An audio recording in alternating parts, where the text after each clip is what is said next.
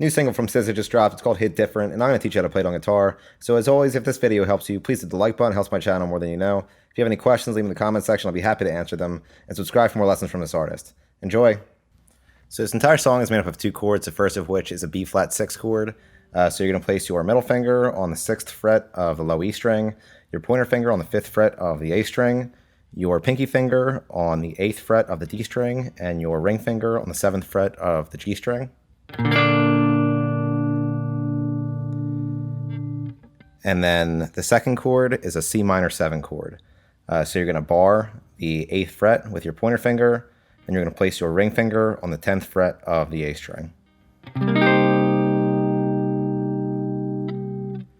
And all put together, it sounds like this.